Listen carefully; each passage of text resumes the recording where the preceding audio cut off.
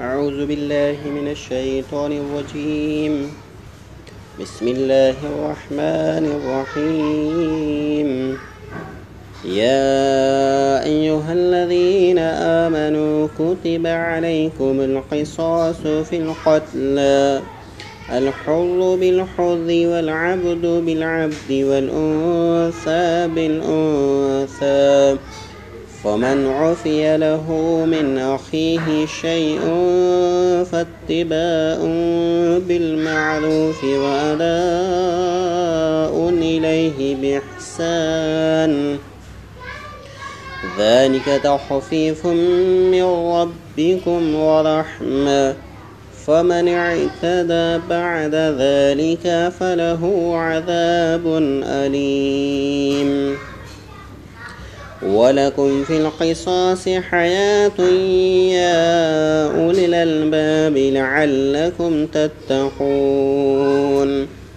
كتب عليكم إذا حضر أحدكم الموت إن ترك خيرا الوصية للوالدين والأقربين بالمعروف حقا على المتقين، فمن بدله بعدما سمعه فإنما إثمه على الذين يبدلون، إن الله سميع عليم. فمن خاف من موص جنفا أو إثما فأصلح بينهم فلا إثم عليه، إن الله غفور رحيم.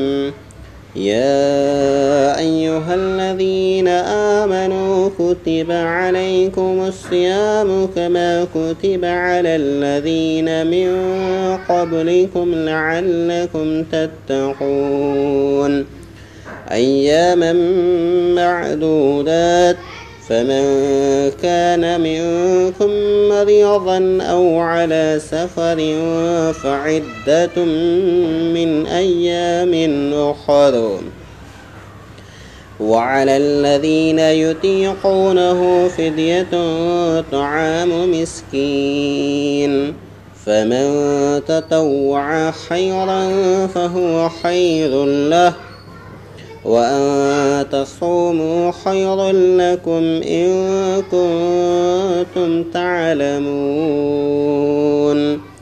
صدق الله العظيم.